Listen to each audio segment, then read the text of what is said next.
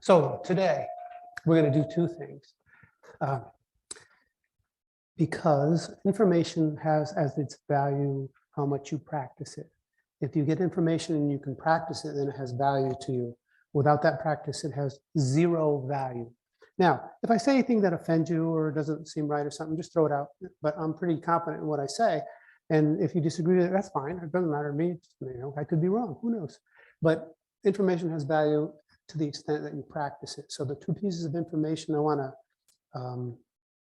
there, see that again. They did the video of me, and I was looking at the internet, and I say a lot, and I wanted to cut that out, so I just noticed my first of the day. Let's see. Okay, so the two parts. The first part is the census process, and the reason why I like to begin with that is because I'm sure how many people have at least read or studied Zen or Buddhism or some sort of Oriental philosophy or really anything where being present is the first thing you do. And when you're present, then all other things are possible. And I noticed something when Bill was talking. He said about it by being impossible, things that you can't do. I like etymology in words, and I was thinking, it just popped in my head, impossible. I am possible. Wow, there it is. So I was impressed. So the first one is the census process. And the census process gets you more present in the moment, present in the room. And you can do this 1,000 times by yourself in your bed, driving in the car, as long as you have your eyes open. So you have five primary senses. So we're just going to sit in our chairs and put your feet down, relax a little. And this will help to or support you in being more present. And what you're going to do is you're going to focus. You know, when you go into a kitchen and somebody's baking bread, and all of a sudden, boom, the sense of smell takes over everything, and it's like your whole world is bread. Well, the census process works the same way. You're just going to do the same thing with all five of your senses. You're going to walk into that room where they're cooking bread, or you're visually looking at something. So, first one, we'll start with a sense of smell. You sit there, and I would close my eyes only because it's easy to focus on your sense of smell with your eyes closed. But if you're driving, obviously you can't do that, and you have to leave your eyes open, please. Okay, good. So use your sense of smell. Just smell what's around you. Breathe in through your nose rapidly with your lips closed. And I notice some delicate sense of some sort of plants or flowers in front of me, and I notice the dry air from whatever's been in the room before at night and things like that. So you're going to focus on that sense for just a little bit. And you'll notice as you do it, all your other senses take a little bit of a back seat. And the more you practice it over time, the more your other senses take a further back seat. So do the smell first. Then the second one, when you're through with that or you're complete with that, use your sense of hearing. Now I can hear some little fan going on. Sometimes I can hear some traffic going by. I can hear people moving around in the room. And just circle the room with your sense of hearing.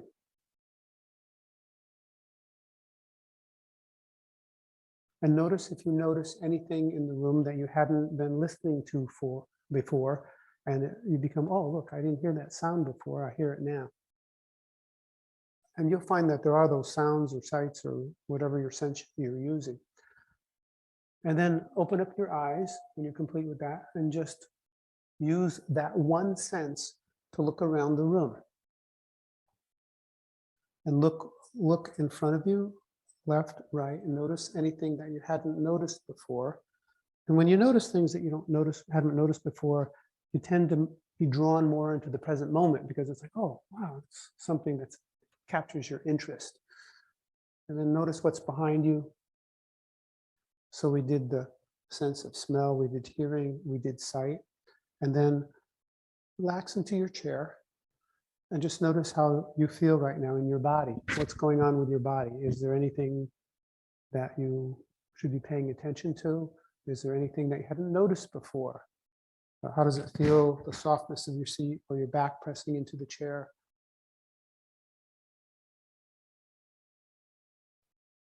And just feel it. Just allow yourself to feel it. So we went over hearing, sight, smell, feeling. Now taste. Taste what's in your mouth. You can taste your own mouth if you allow yourself to do it, or when you allow yourself to do it. So taste your own mouth. What's in it? Can you taste what you had? The eggs or the coffee you had for breakfast, whatever you had, caviar, Parmesan, whatever you had. Taste it and just notice that taste.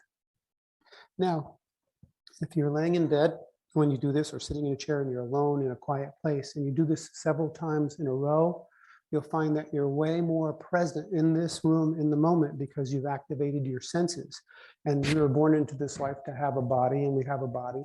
I say use it. And you can use it as a trigger mechanism to be more present in the present moment. And when you're present in the present moment, you're more aware. And when you expand your awareness, you are aware of so much more. You're more immersed within the deliciousness of your own life. So that is the census process, very simple. And you can do it over and over and over again.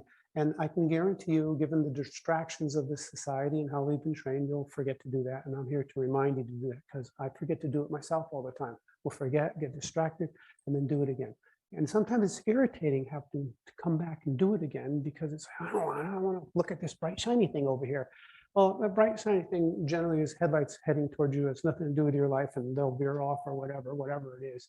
So whatever the situation is outside of this room that we have no control over and are not going to take action on, it's without meaning. It is without meaning. What has meaning for us is to be present in the moment. So that's the census process. And I do that in the Women's Ultimate Awareness Self-Defense Seminar, first of all, just to get the participants more present in the room. Because if you take that with you and do it before you leave the office at night to get to your car, and you do it as a practice, you'll be more aware of what's outside there, if there's something waiting for you or not, and you'll be safer. And that's the greatest tool you can use for your own awareness and your own safety and presence. Because the more you are present, the safer you are, period. And I could tell you a little bit about my background, kind of forced me to develop these kind of things. For the first 17 years of my life, I grew up in a ghetto during the race riots in the 60s. So I had to be pretty aware or die, literally every day for 17 years. So this stuff works. I'm still here, right? Yes, right? I am. Okay. Oh, I just wanted to confirm that's a big thing. And so that's the census process, and that's what we use just to get more present. And the second part of what I want to talk about today is the most influential, important thing you can possibly do in your entire life. I promise you, I guarantee it, there's no question. What is that? We have a lot of training and reading and seminars and tapes and things, fancy things to do to make ourselves better. I say, and again, if this upsets you or pisses you off, good. Anger is a participatory emotion. It means you're ready to play. So I say it's all unnecessary, because it's all making believe we're going to change, we're going to fix, or we're going to alter ourselves. And we will not. The ego will not alter. It is what it is, and that's okay. We don't get better. We don't grow. We don't change, fix, or alter ourselves. As we are, as the piece of God who we are, is already whole, complete, intact, ever present, and eternal already. You cannot change God. I cannot change God. Maybe you figure out a way, but you cannot change God. You are already all of that. So how do you get in touch with and expand, not God, because God is limitless already. You can't expand on what is already limitless, but expand your experience of your own unconditional love for yourself, or the godness that exists within you. It's like, when Jesus said, take the light off the bushel, this is what this all means. It's been known for years, but we've not been reminded enough. And I'm a reminder, that's all, just a reminder. So how do you experience your own, if you're breathing, if you have the ability to be aware, I don't care where you are, you can be on death row. It doesn't matter where you are. If you are still alive, I promise you, guarantee you, unquestionably, you have the spark of unconditional love and that experience inside of you already. You have it. And not to expand that experience, because that would be altering you, but to expand your experience of that experience is the most influential, important, and powerful thing you can possibly do in your life. And how do you do that? Well, I'm going to give you that tool right now. It's called the loving process. We were born into this life with a human body. There's a reason we are physical. And we think there's a separation, or I don't know if you think, but a lot of people seem to think there was a separation from what we consider to be spiritual, what we consider to be physical. It's not. My kneecap is just as spiritual as any other human being's kneecap on earth, period. I promise you that. You are completely and totally whatever spiritual is. I don't know.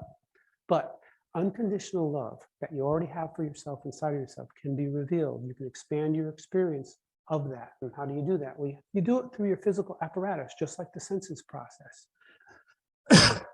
Excuse me.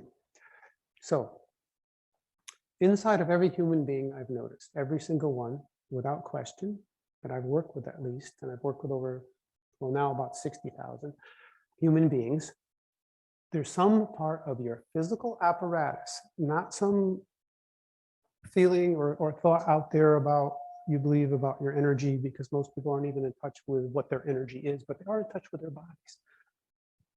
Some part of your body you already have absolute and unconditional love for. What part is that for you? I had one guy said, I love my calves. Okay, let's start there. You know, whatever it is, it could be your eyes. You love the color of your eyes. So you already have familiarity with the experience of an unconditional love for a certain part of your body. So you don't have to tell me which part it is, but are you in touch with a part that you are in love with and you have unconditional love for? Raise your hand if you can find that part, because I can guarantee it's there. Okay, so everybody has some part. It doesn't matter. It could be your hair. I love my hair. It's all floofy and stuff. You know? Okay, so it doesn't matter what it is. So you are already familiar with that experience of unconditional love for that part of your body. And generally when I do this, I started at least with my practice of this. It's called the loving process. I've talked about it before.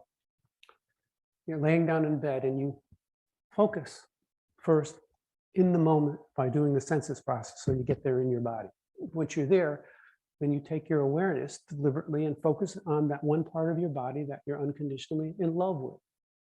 And this is, you don't have to write anything down. This is on my website. If you go to acourseinshamanism.com, you can download it for free if you put your email in, because it was so useful and powerful for people. I couldn't sell it. I had to just give it away.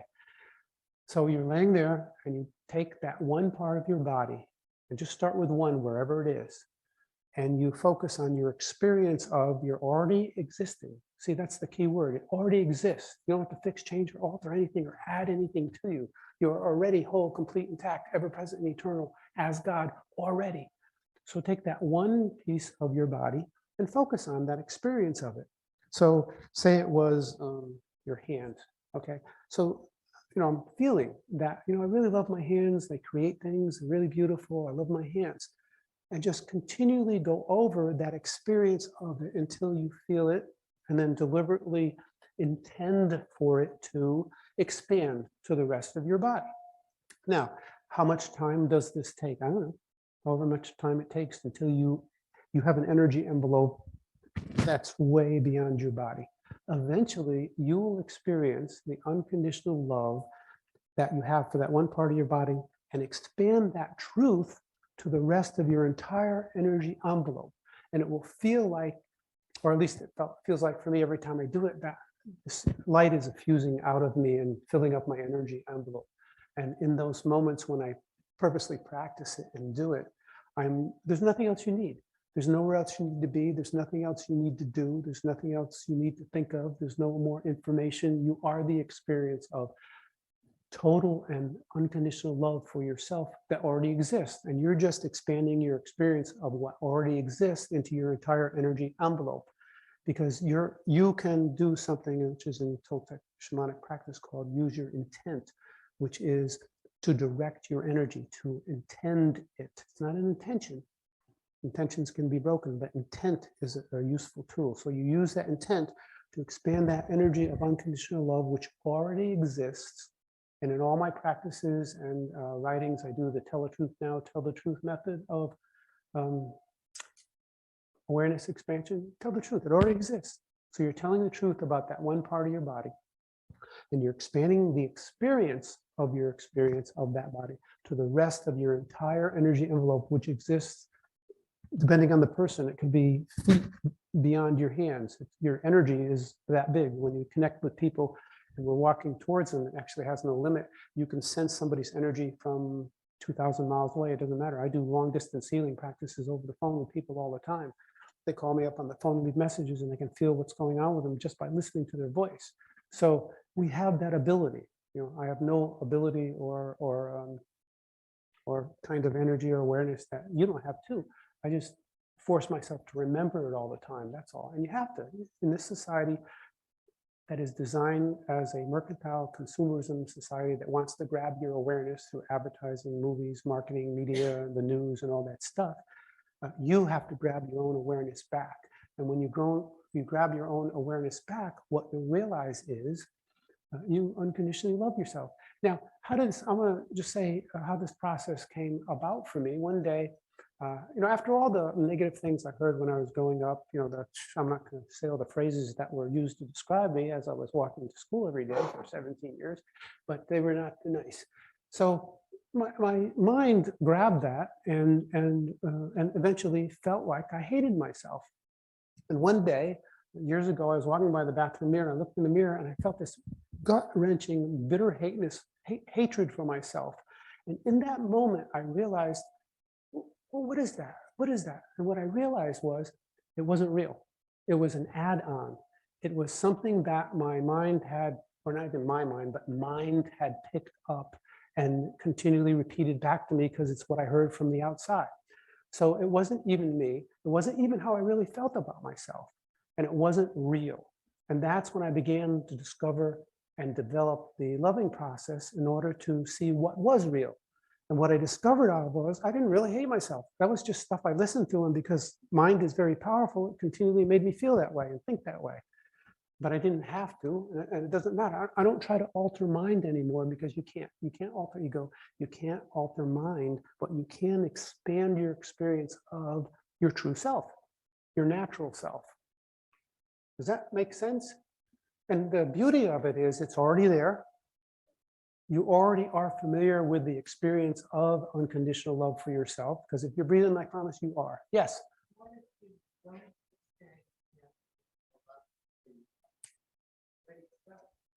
So you have no part of your body whatsoever that you have an experience of feeling good about or love for?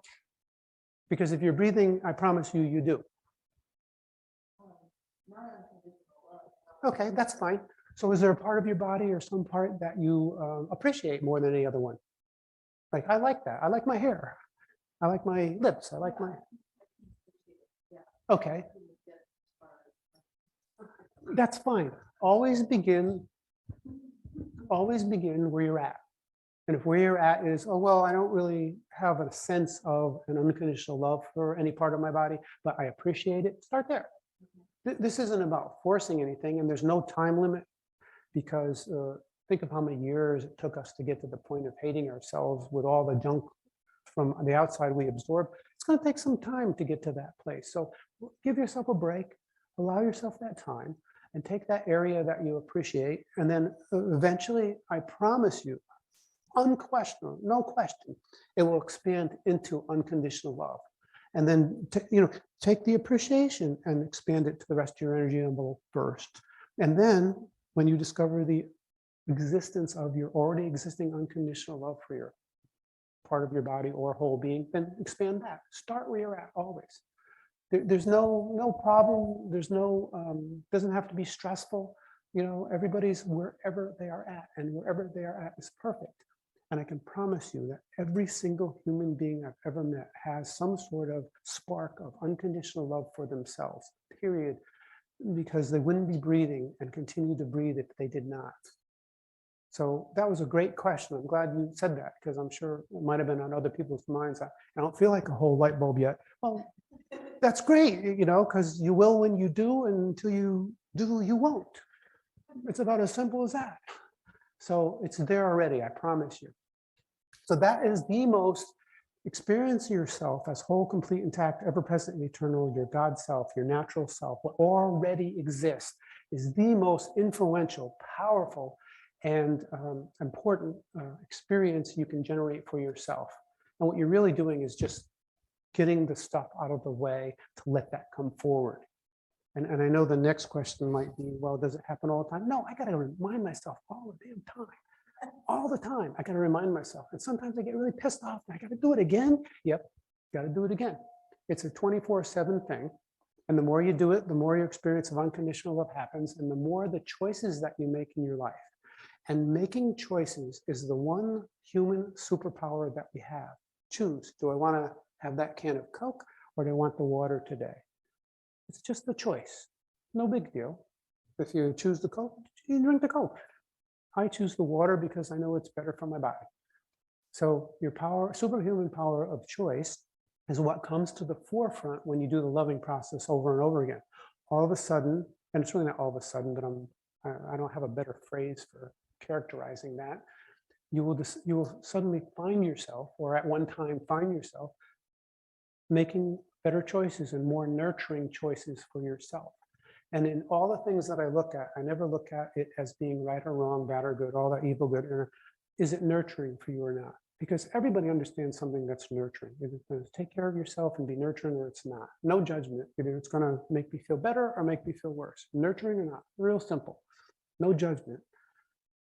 You begin to make more nurturing choices for yourself, including revealing more and more of your unconditional love for yourself to yourself. It's already there. And then observation is very important. Notice when mind, and it's not even your mind, it's the universal mind that's collective. I didn't stick it there, but the energy is there from so many billions of people for so long on the earth. Notice what mind comes up with. Notice your resistance. Don't fight it, just notice it. Oh, look, I'm resisting doing it again. And sit with that for a little while.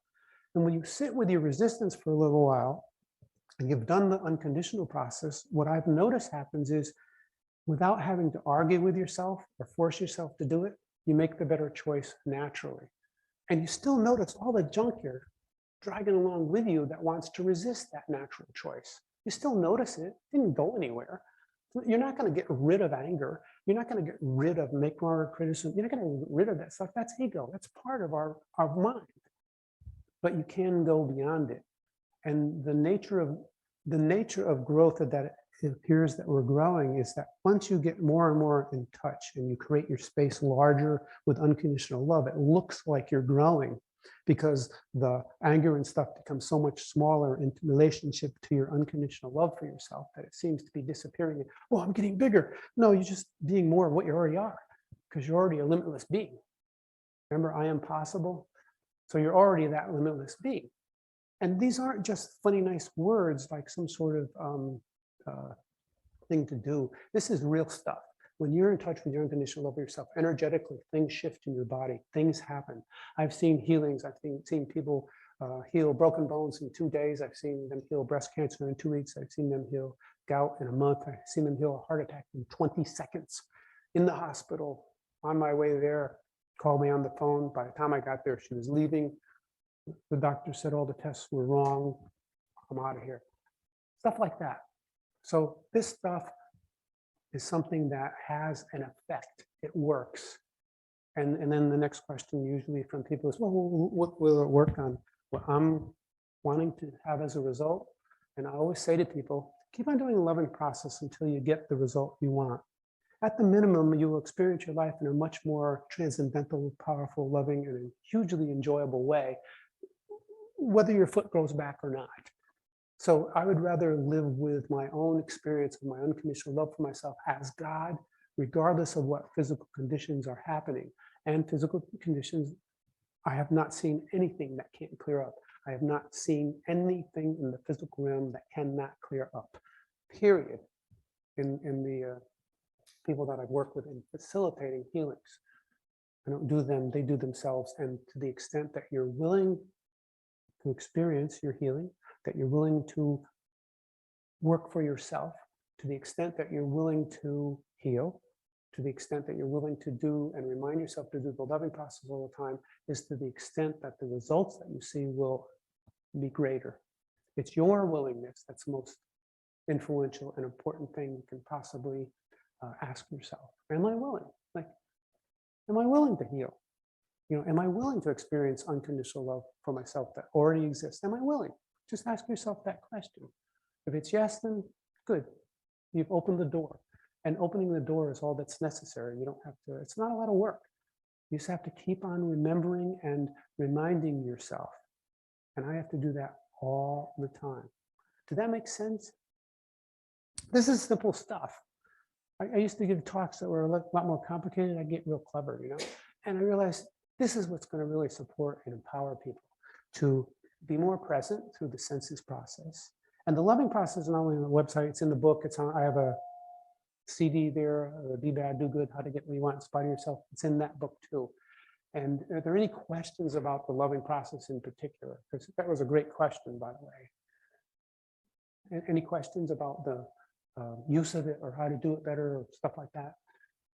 Yes. So are you expanding from the part that you feel the love for directly into the energy field, or do you first have to incorporate it, the feeling for the whole rest of the body? Yeah, I would start with wherever it is in your body, because like I said, we have a physical apparatus and there's a reason for it. It's a key mechanism. Start with your body and expand it as much as you can into your body first.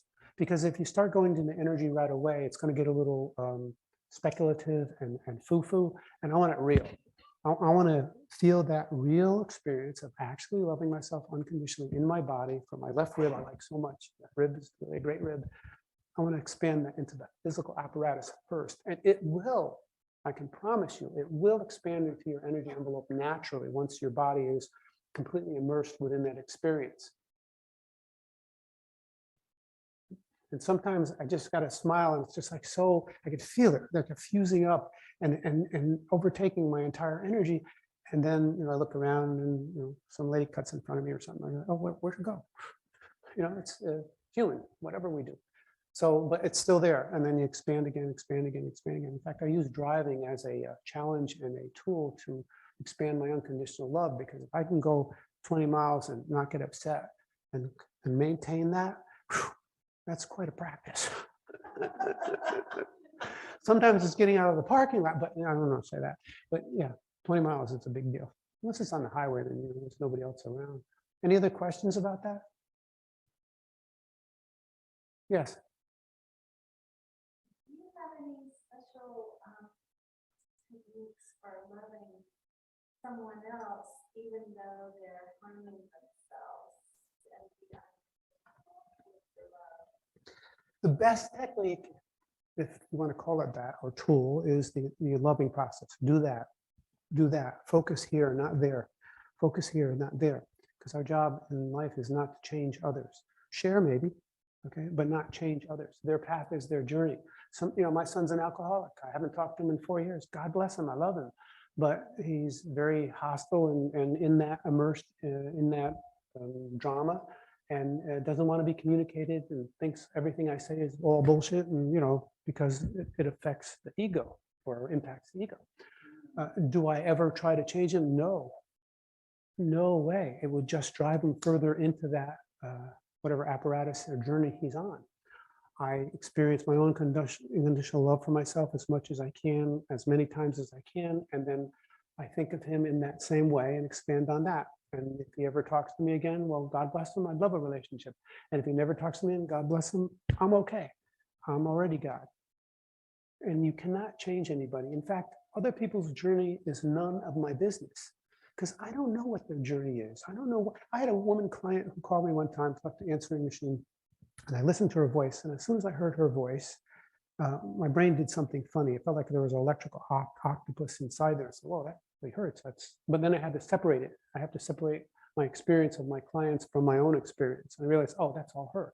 So when I got together with her, I discovered that she had brain cancer. And that's what I was feeling in her voice when she left a voice on my message machine. And I said to her, do you want to work on your brain cancer? Nope. Don't want to work on the brain cancer. I got it handled. I said, okay, what do you want to work on? She wanted to work on something very specific that she needed to do in order to be at peace when she passed on. So we worked on that. I didn't try to alter her journey in any way whatsoever, or cure her of, or facilitate a curing of the brain cancer. It was none of my business. And she did pass away in a couple of weeks, but she was at peace. She had said everything she needed to say in this lifetime because she got to communicate within the space I provided for her of unconditional love and absolute silence and listening. So other people's journeys, they're none of our business. And I know that's a difficult one to hear when you want people to change because you love them, you know, but that's just generating energy that keeps them entrenched in where they're at by solidifying it, by being upset where they're at, just solidifies it. If you want to break it up a little, and whatever the result is, I don't know what it's going to be, you unconditionally love yourself and can keep on doing the loving process. And that's a hard one. You know, I would like my son to change immediately. You know, I've wanted it for years, but he's been kind of in that direction all of his life because, well, for various reasons, but he was influenced. Did that answer your question? And really, what other people's journey is none of my business. Now, if they come to me and say, I would like to, I'm behind you. You know, let's do it because you said you wanted to, let's do it. And the first question I always ask them is, are you willing to do that? And some people say no. And when they say no, the second question I ask is, well, would you be willing to become willing to do that? And in my experience, there hasn't been anybody who hasn't been willing to become willing. And those are the doorways into healing that you can go through, being willing to be willing, and then discovering if you're unwilling. Some people are unwilling. They don't want to participate in their own healing. And that's their journey. I don't try to change that, but I point out to them that nothing's going to happen unless you participate. I don't do the healing, facilitate the energy movement, but it's got to be your energy. So did that answer satisfactorily your question? There's so much in this life that's none of my business that I'd like to make my business, but I have to shut up and stop it. It's none of my business. It just really isn't. But by God, you come to me and say, I want to do this, I'm there with you. You know, all our energy is going to be aligned together and we're going to facilitate your healing and it will happen. Anything else? Because I can talk for hours, I'm warning you.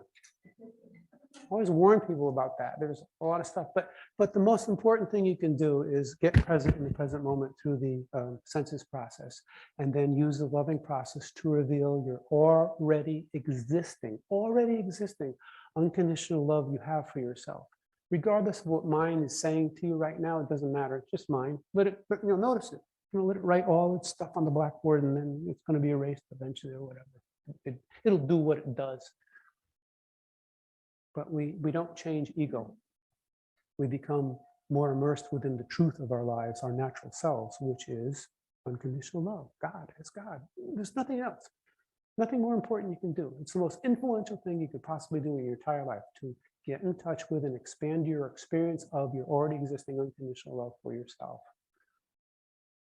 I wondered, what was the chronic illness that you had? I had a,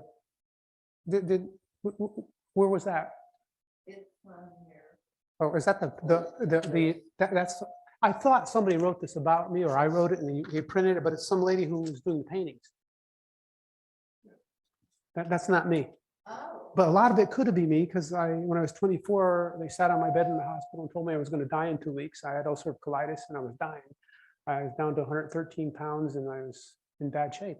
And when the doctor sat on my bed and said that, I said, no, and began to recover from there and had major surgery and stuff like that. But I thought that was something about me when I read it. And I thought, oh no, I don't paint hearts and ladies and panties. What's going on there?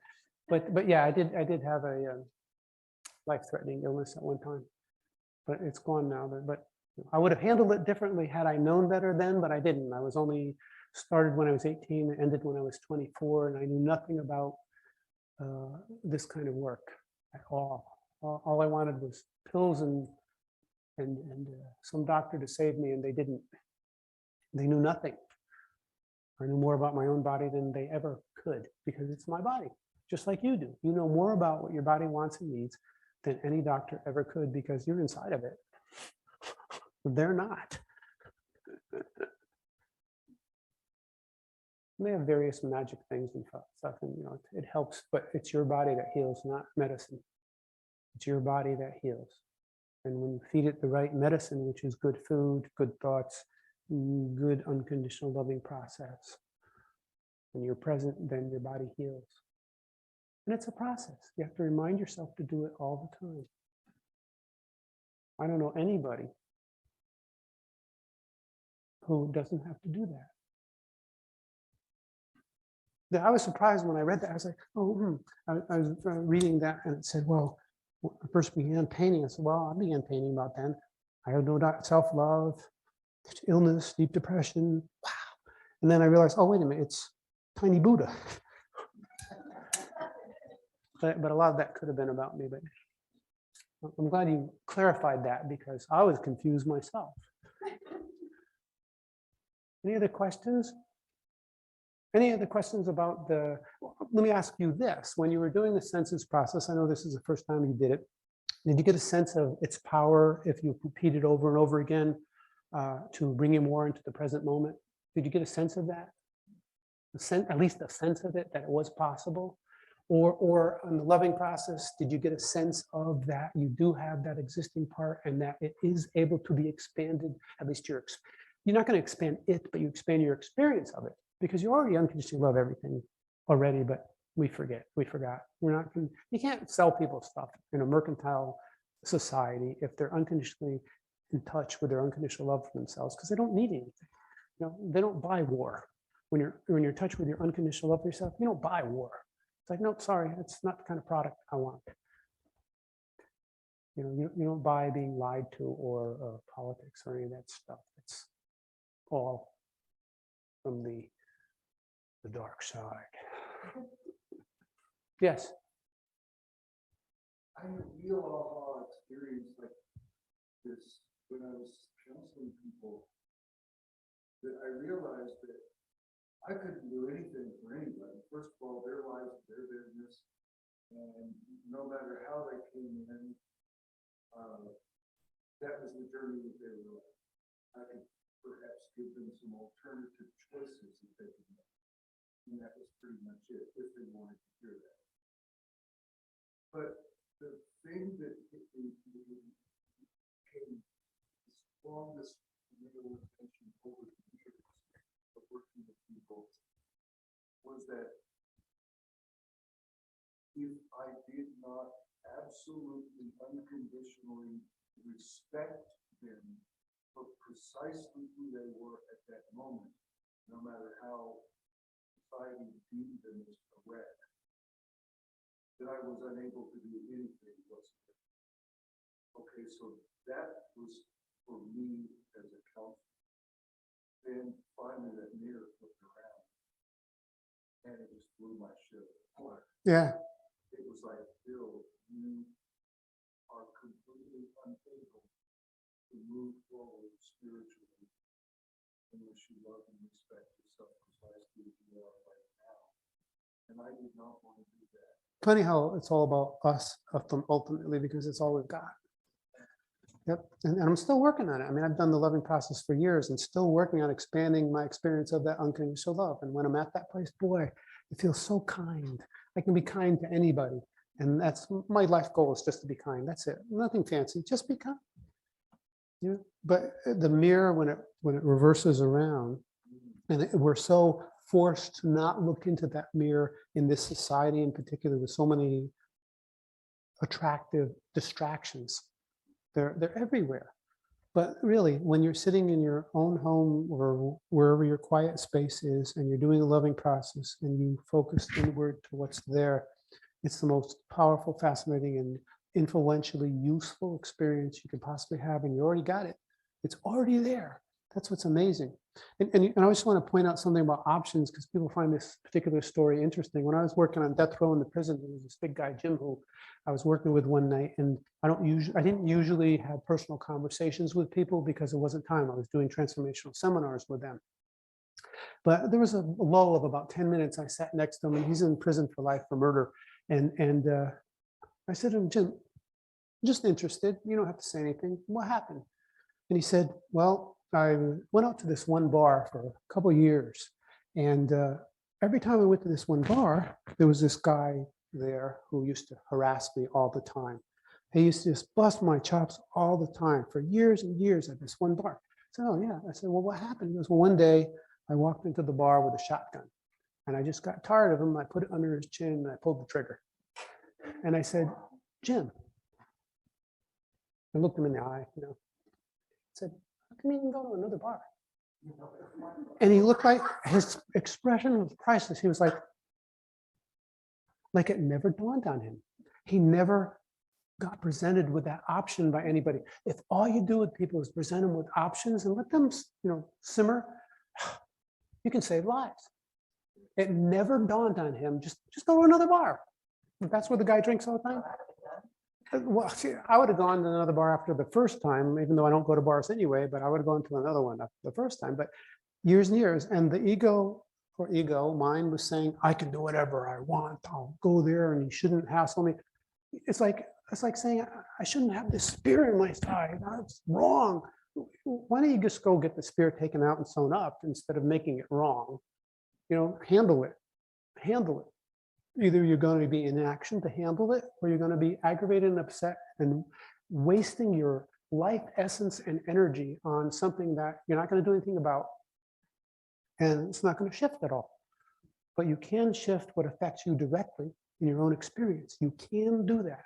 And then I swear, when I'm immersed in the loving process and doing it continually, I can go to across town that usually takes a half an hour, and I swear it only takes 10 minutes, and there's no traffic. I wonder, where is everybody? It's as if I'm experiencing a different world that's hassle-free, that's full of brightness and light, and the trees and the plants and the flowers look more effusive and beautiful. It just happens that way. It doesn't happen all the time. I still get pretty crabby at times, but when you're immersed in that process, the world occurs for you differently. It's just not the same dimension. You go somewhere else. And I know it can happen because sometimes I can be the crabbiest person I know. And if that can happen with me, I know it can happen with you. And usually when I get mad at stuff, it's only when I like bang myself. I was a builder. I'm a master carpenter. I used to bang myself. I get really pissed off when I hurt myself physically. It just makes me mad.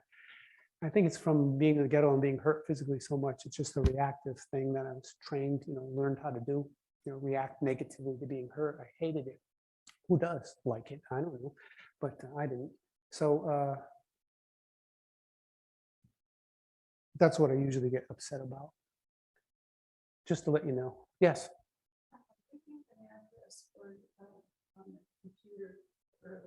For the loving process? Yeah, www.a-course-in-shamanism.com. So it's a course in shamanism.com with dashes in between it. And I deliberately did that because I thought A Course in Miracles was so cool that, all right, let's have a course in shamanism now. And it does hook in people's minds and they remember it because of that. So it's a good mnemonic ploy to get people to go to the website. And I have a lot of books on the website. I have a book called One that's extremely useful. And One is all about the one agreement that we have made with ourselves before we came into this lifetime or after, whenever, I don't really know when you made it, that we break.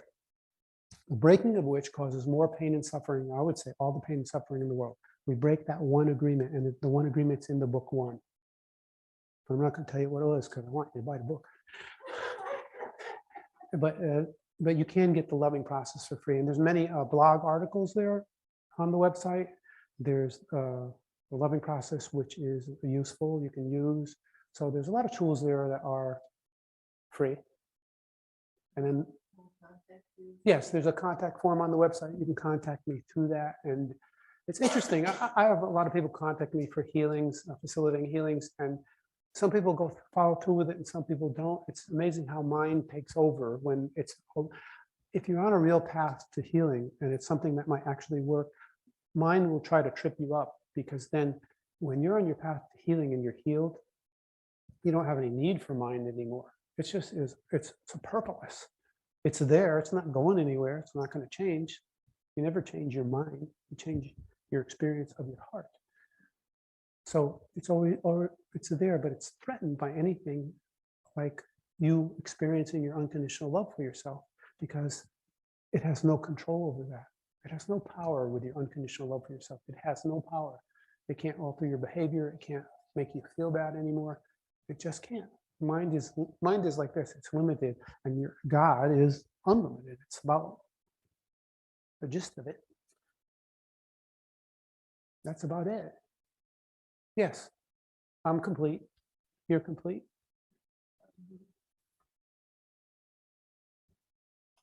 Practice.